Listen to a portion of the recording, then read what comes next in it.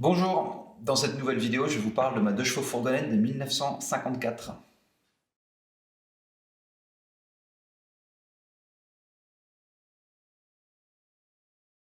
La 2 chevaux voit le jour à la fin de l'année 1949. Les premières 2 chevaux s'appellent donc porte-type A. Elles ont un moteur de 375 cm3 qui ne développe que 9 chevaux. C'est vraiment très peu. Et c'est ce qui les caractérise. Et au début de la carrière de la 2 chevaux, là, les premiers exemplaires sont quasiment fabriqués à la main. Là, la production en série se fait petit à petit. La voiture évolue mois par mois, jour après jour, sur des petits détails.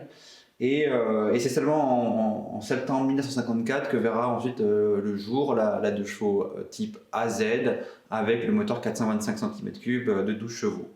On revient sur la 2 chevaux A.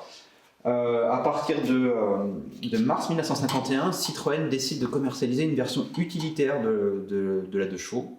C'est donc la 2 chevaux AU avec un U comme utilitaire. Cet exemplaire date du mois de mars 1954. Elle est donc déjà dans la teinte gris foncé qui est apparue à la fin de l'année 52. Les modèles précédents étaient dans le gris métallisé assez 109 comme les berlines contemporaines. C'est une voiture qui a roulé jusqu'en 1971. À cette époque-là, elle a dû être accidentée. Elle en porte encore les stigmates puisque le châssis à l'avant, la traverse avant du châssis est abîmée. Et elle a été mise dans une grange, sûrement avec l'idée de la réparer. Le propriétaire de l'époque a dû enlever la carrosserie avant. Il a déposé le moteur et la boîte. Et finalement, la voiture est restée comme ça, sans moteur ni boîte, pendant 40 ans. Et c'est ainsi que, quand elle a été retrouvée en 2011 par des amis à moi, ils l'ont aperçue dans une grange qui était en train de s'effondrer. La voiture avait plus de carrosserie à l'avant. En fait, elle avait eu quelques éléments, mais qui étaient tout aussi abîmés qui avaient été posés dessus. Le moteur de la voiture était posé à côté, donc ça signifie qu'elle a sûrement passé 40 ans à côté de la voiture. La boîte de vitesse avait disparu. Là, il a fallu quelques temps à mes amis pour trouver le propriétaire de la grange et ils ont réussi à l'avoir au téléphone la dernière minute, puisque la grange devait être démolie et les voitures qui étaient dedans avec. Donc ils ont pu sauver cette 2 chevaux fourgonnette vraiment à la dernière minute. Donc à l'époque, c'est mon ami Patrick qui l'a acheté et qui a commencé à travailler dessus pour la remettre en route. Donc il a simplement cherché les éléments qui manquaient, un capot, des ailes, une barre de phare, des phares, un pare-choc. Donc il n'a pas forcément trouvé les modèles exacts, puisque comme je le disais tout à l'heure, ces 2 chevaux A et AU des premières années ont vraiment plein de petits détails spécifiques. Mais il a monté des éléments souvent gris clair, un peu plus récents, sûrement du milieu des années 50, mais qui lui vont bien quand même. Il a fait réparer la baie de pare-brise, parce que comme le toit de la grange s'était effondré au-dessus, l'eau coulait dessus et tout le bas de la baie de pare-brise était complètement pourri. Donc voilà, cette partie a été changée et repeinte. Il a également refait la mécanique, il a retrouvé une boîte de vitesse d'AU qui manquait. Et à partir du moment où il s'est approché de la fin de la remise en route, bon, il a été pris par d'autres projets et au bout d'un moment, il me l'a proposé. C'était en 2014. Je lui avais demandé quelques mois avant, effectivement, s'il n'était pas vendeur de cette voiture, et à ce moment-là, il avait dit que non. Et finalement, quelques temps après, il m'a appelé en me disant qu'il la vendait, qu'il fallait que ça aille vite. Alors j'ai pas hésité et je m'en suis porté acquéreur. Depuis lors, moi, j'ai pas fait énormément de choses. Ça fait bientôt 7 ans que je l'ai. J'ai continué un peu à peaufiner certains détails. J'ai retrouvé quelques roues qui manquaient parce que sur ces 2 chevaux AU de cette époque, les roues sont particulières. C'est des 400 à voile plein et à bord roulé. Elles sont un peu plus larges que les roues de la 2 chevaux berline pour accueillir des pneus de 135 au lieu des 125. Donc voilà, j'ai cherché un peu les pièces petit à petit. J'ai trouvé aussi, grâce à un ami, une paire de garnitures de siège du bon modèle, en superbe état d'origine. Ça les va vraiment très bien, je vais vous montrer ça tout à l'heure. J'ai également retrouvé une paire de phares cibiers, des modèles à peu près conformes à l'époque, et qui donnent un joli regard. C'est des phares qui sont assez sympas, avec une surface vitrée assez importante, plus importante en tout cas que les Dusselier qu'elle avait précédemment. J'ai modifié le pare-choc avant, je ne trouvais pas le bon modèle avec les bananes étroites et de la bonne teinte. Donc j'ai fini par modifier celui-là, j'ai simplement rapproché les bananes et puis je l'ai repeint façon rouille pour que ça aille bien avec le reste de la voiture.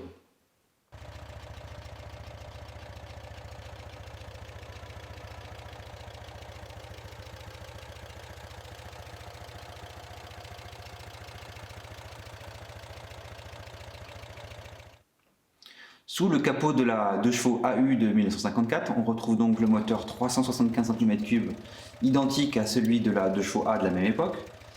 La différence se situe plutôt au niveau de la boîte de vitesse, puisque le couple conique est de 7,31 au lieu de 8,31. Ça signifie en fait qu'on a 4 rapports un peu plus courts que sur la 2 chevaux berline. C'est plutôt la bienvenue parce qu'avec son poids supplémentaire à tirer, plus sa charge évidemment, la 2 chevaux AU a besoin de tirer un peu plus court et c'est bien utile. En côte, on sent bien la différence par rapport à une A berline. Elle va mieux, elle grimpe mieux en montagne. Par contre, évidemment, la vitesse de pointe s'en faire sentir. On peut atteindre les 60 km/h sur le plat. En descente, quand on arrive à 70 km/h, le régime moteur devient vraiment trop élevé et on est obligé de faire comme le conseille la notice Citroën d'époque, de se mettre au point mort et de laisser la voiture prendre de la vitesse comme ça au point mort. On arrive comme ça à 80 à l'heure en la laissant rouler.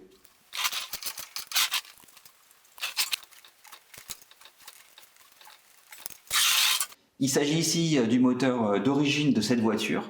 En 1971, elle a été accidentée et elle s'est retrouvée dans une grange à attendre. Elle a passé ainsi plus de 40 ans à l'arrêt avec le moteur posé à côté de la voiture.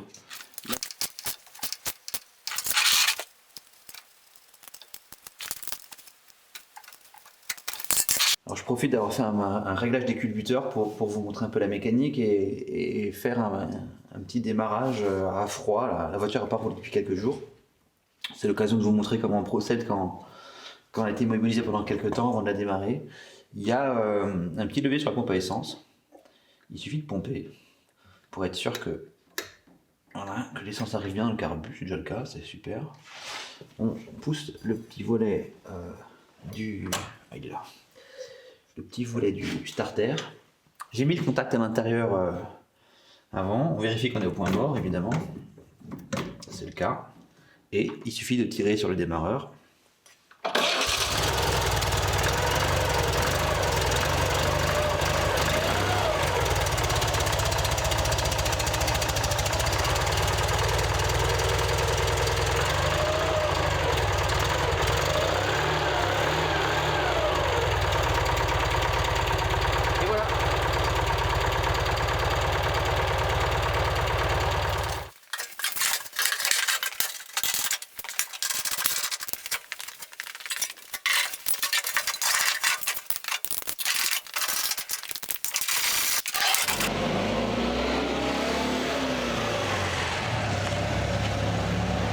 La partie la plus caractéristique de la 2 chevaux fourgonnette, c'est évidemment l'arrière. Dans une précédente vidéo, je vous parlais de la K400, qui est la dernière évolution de la 2 chevaux fourgonnette.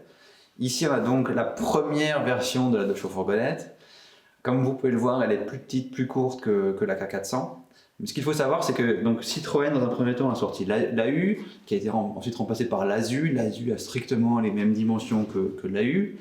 Et puis en 1963, Citroën décide de commercialiser en parallèle à l'ASU une nouvelle 2 chevaux fourgonnette qui s'appelle la K350. Elle est plus longue à l'arrière de quelques centimètres. Et ainsi, dans les années 60, l'ASU cohabite avec la 350.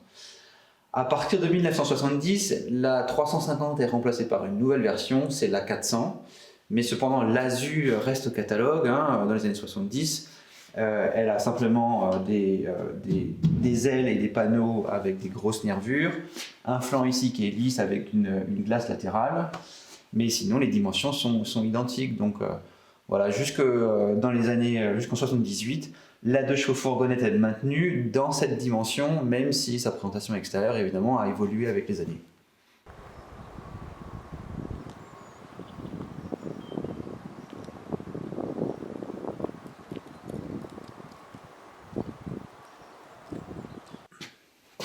Les premières 2 chevaux fourgonnettes ont vraiment un charme particulier et surtout vu de derrière. Faut dire que ce design là, il est vraiment étonnant avec ces deux petits hublots à l'arrière. Rapidement, à partir de mémoire de 62 ou 63 plutôt, l'Azu adopte des classes arrière plus grandes. Faut dire que l'espace est là. On ne sait pas trop pourquoi à l'époque Citroën s'est limité à des petites meurtrières. Sûrement le verre devait coûter cher, sûrement que ça devait être un peu coûteux, quoi. Et ils ont préféré mettre des tout petits carreaux à l'arrière. Ça lui donne son look vraiment sympa, son look vraiment différent. Dans la pratique, cependant, la visibilité arrière est vraiment médiocre, hein. C'est le point le plus difficile quand on roule en 2 chevaux à U, ce sont les manœuvres. Dès qu'il faut se garer, dès qu'il faut sortir d'une place de parking, c'est vraiment compliqué. Surtout que la voiture est toute petite. Donc on manœuvre tout lentement, souvent même je sors de la voiture, je préfère la pousser que taper une voiture que j'avais pas vue. Et c'est assez ridicule parce que la voiture est minuscule et elle est compliquée à garer parce que faut pas espérer la garer au rétroviseur, il n'y en a pas. Hein. Donc d'origine il y en a un sur l'aile avant dans lequel on voit rien. Ici là j'en ai un petit sur la porte avant qui me permet au moins de déboucher un angle mort quand je sors d'une place de stationnement en parallèle à la route. Mais vraiment la visibilité c'est le point négatif de cette voiture quand on l'utilise régulièrement. Sur les côtés d'ailleurs, comme il n'y a pas de glace latérale, on ne voit non plus rien du tout. Alors à l'origine, l'AU n'a pas de feu arrière. Enfin, elle a juste cet éclair-plaque qui fait également office de lanterne. Donc voilà, quand on roule, on a juste un feu rouge, il n'y a pas de clignotant, il n'y a pas de feu stop. Sur cet exemplaire, il y a 2 feux arrière qui ont été rajoutés, d'ailleurs assez joliment, hein. C'est des petits feux en verre. Il y a un deuxième catadioptre également qui a été rajouté. Ça permet d'avoir au moins un feu stop, hein. Il y en a un seul qui est branché, mais au moins voilà, quand de nuit, il y a trois feux qui me permettent d'être bien vu.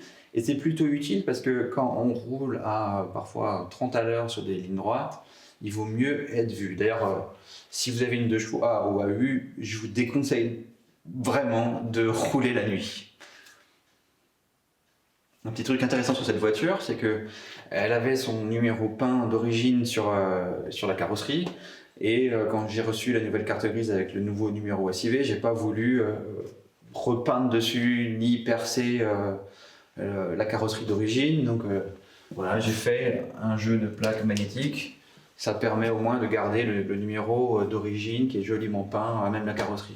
Alors évidemment, ce n'est pas du tout légal, ne faites pas ça chez vous, hein, surtout pas. Hein. Autre petit truc sympa sur cette voiture, il y a donc le département d'origine qui n'était pas à même la carrosserie, c'était obligatoire à l'époque pour les utilitaires. Ici, il y a dû avoir le nom du premier propriétaire avec sa profession et ça a été repeint en noir, donc vous ne voyez plus rien. Et j'avais envie de faire un petit clin d'œil à mon grand-père qui avait eu une 2 chevaux camionnette dans les années 50, il m'en disait pas du bien, il n'avait pas gardé de photo de cette voiture.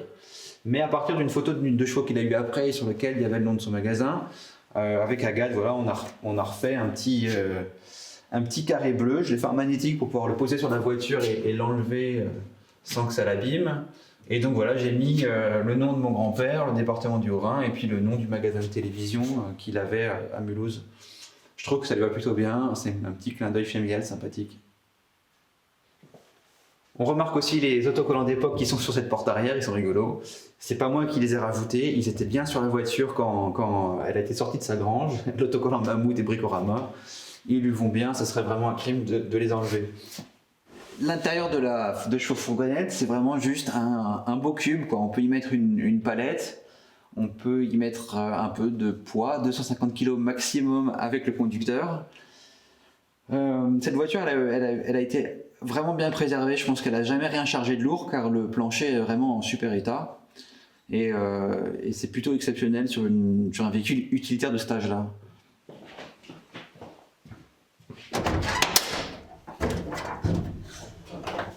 L'intérieur de cette 2 chevaux fourgonnette est vraiment super simple, hein. Il se résume à 2 sièges, un volant, un levé de vitesse en gros. D'origine, c'est bien cette sellerie là, tissu écossais vert, qu'on retrouve également dans les Porsche 356 et dans les Mercedes 300 SL de la même époque. Hein. C'est assez étonnant de trouver comme ça une sellerie, un tissu identique dans un utilitaire bon marché, dans des voitures de sport ou d'exception. Les sièges étaient encore dedans quand Patrick a trouvé cette voiture, mais les garnitures étaient vraiment, vraiment défoncées. Il y a eu des garnitures temporaires pendant un moment donné, et puis il y a quelques années, un ami qui savait que je cherchais ces voitures m'a offert cette paire de garnitures là en super bêta d'origine. C'est des garnitures tout à fait spécifiques, puisque là, les 2 chevaux A et AU de cette époque ont des élastiques à anneaux plats là, qui sont différents de ce qui est apparu ensuite sur la Z.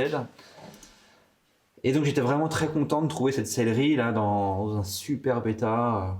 Juste ce qu'il faut de patine, c'est vraiment la touche finale de cette voiture.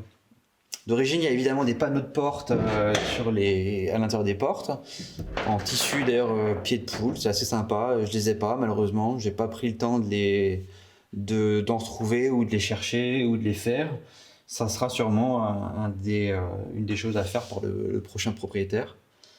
Malheureusement, j'ai décidé de me séparer de cette voiture. Quand vous verrez cette vidéo sur internet, elle ne sera plus ici, elle sera déjà partie chez son nouveau propriétaire. C'est une voiture que j'adore, hein, vraiment, je suis très très heureux de la voir. Je la trouve tellement belle. Malheureusement, j'ai beaucoup de voitures, j'ai beaucoup de 2 chevaux, il faut faire des choix. J'ai des projets, voilà, et ça fait bientôt 7 ans que je l'ai. Et j'utilise très peu, de par ses performances et par sa visibilité. C'est une vraie voiture de collection. J'ai fait quelques voyages avec quand même, hein. Je suis parti me promener tout seul ou avec Agathe.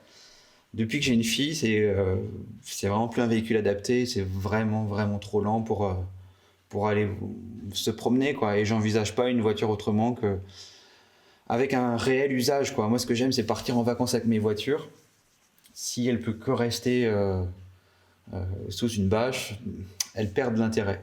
Vous vous demandez sûrement comment roule une 2 chevaux AU.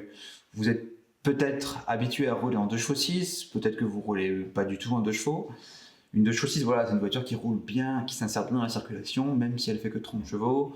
On peut atteindre 110, 115, 120 km/h. On peut dépasser les camions. Vraiment, c'est une voiture qui craint pas le trafic actuel. Les 2 chevaux A et AU, c'est quand même une autre histoire, hein. La 2 chevaux A, c'est 9 chevaux réels, donc c'est environ 65 km/h à fond. Une AU, c'est plutôt autour de 60, hein. Vraiment, quand c'est plat, quand tout va bien, vous êtes à 60 sur le plat. Allez, une fois que vous êtes lancé, parfois on atteint les 70 parce qu'il y a un petit coup de vent qui pousse la voiture, il y a une petite descente, et d'un coup on a l'impression qu'elle a des ailes, mais bon, vraiment n'espérez pas dépasser les 70 km/h quand tout va bien. La boîte est courte, elle est quand même assez vaillante, hein. Vaillante, c'est une expression qu'on utilise seulement pour les voitures très peu puissantes, hein. Personne ne dira jamais d'une BMW M3 qu'elle est vaillante, hein. Là, c'est une 2 chevaux lente, hein. C'est quand même lent, il faut le dire, hein. Donc, on ne s'insère pas du tout dans la circulation actuelle, on ne peut pas du tout suivre le trafic moderne. En ville, allez, peut-être, effectivement, quand c'est limité à 50 km/h, on arrive à à cette vitesse. Mais si on s'arrête à un feu et qu'on repart, il faut un peu de temps pour atteindre les 50 km/h. Les gens ne comprennent pas ce qui se passe derrière. Et à la moindre côte, au moins de vent de face, on est bloqué en deuxième. Et ça veut dire 35 km/h maximum, moteur qui hurle, 35 à l'heure. Mais si ça grimpe un peu plus, vous attaquez une route de montagne, la voiture va tenir comme ça à 30 à l'heure à un moment, et il suffit que d'un coup la route grimpe un peu plus qu'avant, et là vous tombez en première. Première, ça veut dire 10 km/h. Il y a des mecs qui courent plus vite que ça, hein. Donc quand vous grimpez en montagne, j'ai déjà passé quelques cols avec cette voiture, vous êtes parfois à 10 km/h. À 10 km/h avec le moteur qui tourne comme ça, vous la laissez aller, elle risque pas de surchauffer, hein. Elle y va la voiture, elle va passer tous les cols possibles et inimaginables, mais à 10 km/h. Donc à 10 km/h, il faut quand même être conscient que les autres conducteurs ne s'attendent pas du tout à rattraper une voiture qui avance aussi lentement, hein. Vraiment, il y a des vélos qui dépassent, qui peuvent nous dépasser, quoi, hein. Donc le problème, c'est qu'on prend quand même la taille d'une voiture et il faut surveiller les rétroviseurs. Or les rétroviseurs, à l'origine, déjà, il n'y en a pas dedans, et là il y en a un, mais de toute façon, ce qu'on voit, c'est 2 hublots à droite à gauche. Donc on ne voit pas, en fait, si une voiture arrive derrière. Parfois, on aperçoit dans les virages qu'une voiture se rapproche, mais on ne voit pas. Donc dans mon rétro que j'ai mis ici, ça dégage un angle mort pour sortir des places de parking, mais je ne vois pas du tout si une voiture me suit. Donc quand on passe des cols à 10 km/h, on se serre les fesses quand même. Donc pour résumer, la 2 chevaux AU, c'est vraiment une voiture pour les fanatiques de la 2 chevaux, les purs et durs. C'est une voiture de collection, c'est pas une voiture avec laquelle on peut faire un usage quotidien, et à cause de la puissance limitée et à cause surtout de la visibilité. J'ai envie de dire, c'est plus la visibilité arrière qui gêne au quotidien que la puissance. C'est vraiment une voiture avec laquelle on ne peut rouler seulement quand les conditions sont réunies, en prenant les toutes petites routes, en évitant les axes fréquentés. N'espérez pas prendre l'autoroute à la sortie du boulot avec une voiture comme ça serait très très dangereux. Donc moi je l'ai déjà utilisé, j'ai déjà fait des voyages avec, mais là je partais en semaine, hors heure de boulot, sur des toutes petites départementales. Et c'est vrai que sur ces routes-là, on se rend compte que la voiture, elle est à son aise, la suspension travaille bien. Même sur route défoncée, finalement, on arrive à rouler à un bon petit rythme, 50 à l'heure. Hein. Mais il y a vraiment des conditions comme ça où on se rend compte que la voiture, elle a été faite pour ça. Elle a été faite pour rouler sur les chemins, elle a été faite pour aller dans les champs. C'est une voiture de paysans. De petits artisans de campagne des années 50, à une époque où le trafic routier était quasiment nul. Mais de nos jours, c'est vraiment pas du tout adapté. Donc, si vous avez une 2 chevaux A ou si vous avez envie d'acheter une 2 chevaux A, il faut savoir que ce sont des voitures qui roulent, hein, qu'on peut utiliser, mais dans des conditions bien particulières. J'espère que cette vidéo vous a plu, j'espère qu'elle vous a appris des choses sur la 2 chevaux. Évidemment, je ne suis pas rentré dans tous les détails sur l'évolution de la 2 chevaux, ça serait beaucoup trop long. Il y a des livres qui racontent ça mieux que moi et de manière bien plus détaillée. Mais voilà, je vous ai présenté un modèle, j'espère que ça vous a plu et j'espère vous retrouver pour vous montrer d'autres de mes voitures ou d'autres voitures qui seraient de passage dans mon atelier.